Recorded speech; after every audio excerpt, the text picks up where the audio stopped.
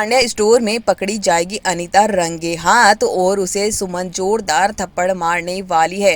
वही सुमन के तो पोते पोती खिलाने का ये सपना पूरा नहीं हो रहा है, ऊपर से अनीता अपशगुन पे अपशगुन करने की कोशिश कर रही है। तो वहीं पर सुमन के सामने जल्दी ही अनीता का असली चेहरा आ जाएगा कि वो क्या गड़बड़ी करने की कोशिश कर रही थी। तो यहाँ पर वो मन्नत मांगने के लिए सब घर वाले मंदिर जाना चाहते हैं सोमनाथ, और वहाँ जल चढ़ाना चाहते हैं, जिसके लिए घड़े और सब कुछ सारा पूजा का इंतजाम किया गया है। लेकिन अनीता नहीं चाहती कि ये मन्नत की पूरी हो जाए, और ये पूजा पूरी हो गई तो अनीता का सपना अधूरा रह जाएगा। लेकिन अनीता यहाँ पर जल्दी ही रंगे हाथ पकड़ी जाएगी। दरअसल वो घड़ों को और पूजा के सामान को नुकसान पहुंचाने की कोशिश करने वाली है, और एक के बाद एक ऐसा अपशगुन कर रही है जो मंदिर में भी ऐसा कुछ करने की कोशिश करेगी। और सुमन उसे पकड़ लेगी और कह देगी कि ओ क्या करना चाहती है तू, मेरे पोते पोती का सपना तू अधूरा रखना चाहती है। और जैसे ही वो कुछ गड़बड़ी करने की कोशिश करेगी, उसे सुमन रंगे हाथ पकड़ लेगी और उसे एक जोरदार थप्पड़ भी मार देगी।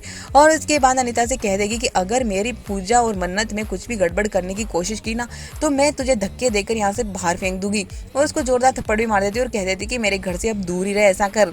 और यहाँ पर असिस्टेंट यानी कि अनीता को बहुत बुरी तरह से डांट भी देती है, और यहाँ पर अनीता बहाना बनाती है कि मैंने तो ऐसा कुछ गड़बड़ करने की कोशिश नहीं करी है।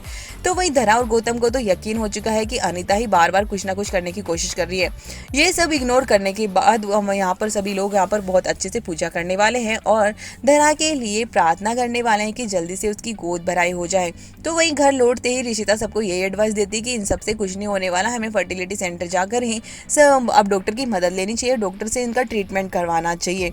तो यहाँ पर सुमन भड़क जाती है और कहती है कि तू तो अपना जो ये भाषण है ना अपने पास ही रख। लेकिन ऋषिता की ये बात देव को भी समझ आती है, और देव भी कहता है कि ऋषिता माँ सही कह रही है कि हमें मेडिकल सिचुएशन को समझते हुए धरा भाभी को डॉक्टर के पास लेकर जाना चाहिए, तभी कुछ हो सकता है। तो सुमन सबकी बातें सुनकर कहती है ठीक है, अब ये पटरानी ने अगर कुछ कहा है तो ये भी करके देख ही लेते हैं। और सुमन राजी हो जाती है मेडिकल ट्रीटमेंट के लिए। तो यहाँ पर धरा और गौतम जल्दी ही डॉक्टर के पास पहुंचने वाले हैं अपने ट्रीटमेंट के लिए।